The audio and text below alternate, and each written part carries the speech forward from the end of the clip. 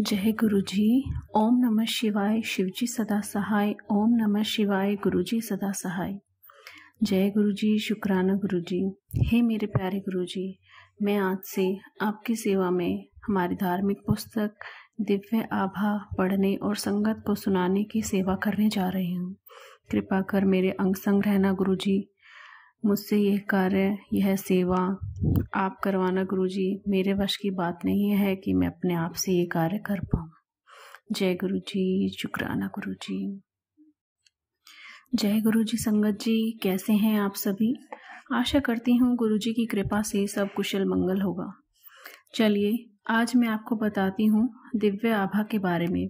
संगत जी, जैसा कि आप सभी जानते भी होंगे और जो नई संगत है वो भी जान लें कि दिव्य आभा जो हमारी धार्मिक पुस्तक है, जो वह कोई साधारण या कोई आम पुस्तक नहीं है। इसमें 100 ऐसे सत्संगों का समावेश किया गया है जो हमारे प्यारे गुरुजी ने चुने हैं।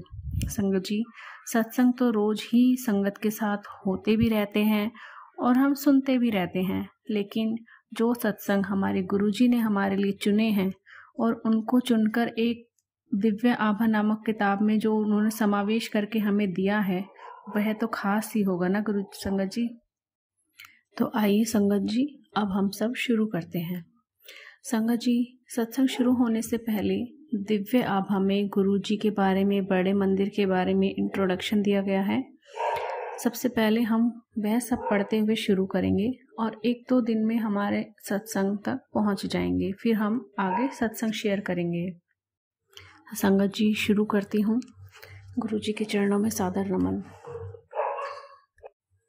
शुरू करते हैं संगत जी श्री गुरु स्मरण से। अनंत काल से हमारी मातृभूमि पर उन महापुरुषों की कृपा रही है जो इस पवित्र भूमि के कर्णधार हैं। इस देश का अस्तित्व इन महापुरुषों पर निर्भर रहा है, जिन्होंने अपनी असीम शक्तियों से धर्म की रक्षा, विकास और मर्यादा बनाए रखने में सदा अपना योगदान दिया है। समस्त देशवासियों में श्रद्धा जागृत और सबको आलिंगन करने वाली अनूठी परंपराओं का विकास करने के लिए हम सदा इनके आभारी रहेंगे।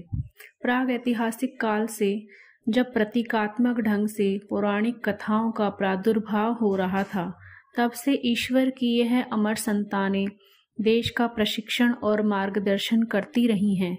भारतवासियों ने भी अत्यंत संयम पूर्वक इनके सम्मुख बैठकर इनके प्रवचनों का लाभ उठाया है। इनको श्रवण करने के बाद संपूर्ण विश्व में वसुधैव कुटुंबकम की परंपरा निभाते हुए उन श्रुतियों का निरपेक्ष प्रचार किया है।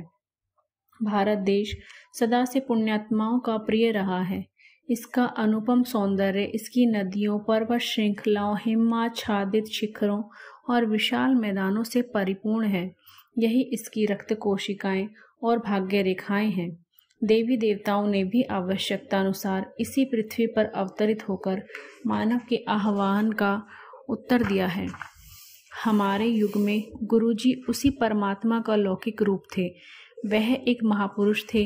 उनका मुख्य उद्देश्य यहाँ के निवासियों को भौतिकता की दलदल से बाहर निकालना, सही कर्मों का मार्गदर्शन कराना, उनके दुखों को कम करना, मनुष्य को उसके वास्तविक रूप की पहचान कराना, स्नेह और प्रेम की भावना और आपसी भाईचारे का पाठ सिखाना था।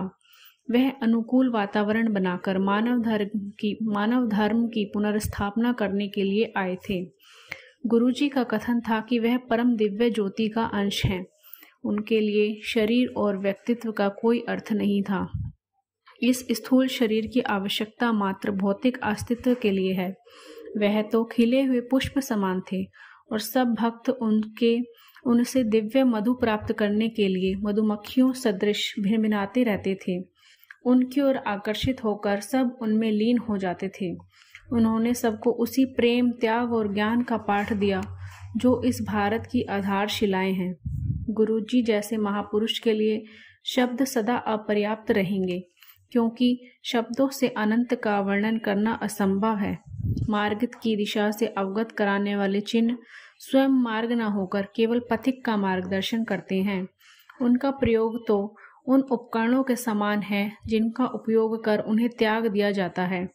हम सब उनको केवल एक सर्वनाम से जानते थे, जिसका संभवतः इस धर्म प्रधान देश में सर्वाधिक उपयोग होता है, गुरुजी। यह शब्द अत्यंत गूढ़ अर्थ और शक्ति से परिपूर्ण है। यदि कोई भक्त कभी निडर होकर उनका नाम पूछ भी लेता तो उनका उत्तर यही होता था कि उन जैसे महापुरुषों के कोई नाम नहीं होते। इस उक्ति के साथ ही वह अपने अस्तित्व को भी व्यक्त कर देते थे। ईश्वर के दूत, सृष्टि के रचयिता, ब्रह्मांड के निरप नहीं, वह तो स्वयं परमात्मा थे। गुरु परमात्मा से अलग किसी को भी नहीं जानता। वास्तव में गुरु की ईश्वर से पृथक कोई पहचान हो ही नहीं सकती। कहते हैं कि उन्होंने 31 मई 2007 को महासमाधि ग्रहण कर ली थी। हमारा इस वक्तव्य पर विश्वास करने का कारण यही है कि हम उनको भौतिक देह सहित मानव रूप में पहचानते थे और हमें उनसे अनुराग हो गया था, किंतु पलक झपकते ही उनकी वह काया समाप्त हो गई। अपने द्वारा निभाई जा रही भूमिका पर उन्होंने स्वयं ही पटाक्षेप कर दिया। इसका कारण यही था कि वह अवतार थे, दिव्यता का मानव रूप। वह तो शिव, नानक और प्रेम के मूर्त रूप थे। यद्यपि ऐसा कभी नहीं था। वह तो एक ओंकार थे और सदा रहेंगे। वह आज भी हम सबके बीच विद्यमान हैं। वह सदा से हमारे पिता परमेश्वर रहे हैं और हमें उनकी बातें सुननी पड़ेंगी। भारत ने तो सदा महापुरुषों की बातें गंभीरता से सुनी हैं। ऐसा कहा जाता है और यह सत्य भी प्रतीत होता है कि गुरु को सुनने मात्र से अभिज्ञान प्राप्ति हो जाती है। आप सबसे विनम्र निवेदन है कि इस पुस्तक के सत्संगों को ध्यान से पढ़िए और समझने का प्रयास कीजिए कि गुरुजी की क्या अभिलाषा रही है। उन्हीं के आदेश अनुसार यह प्रिय संतति द्वारा आपको सब प्रेम भेंट है।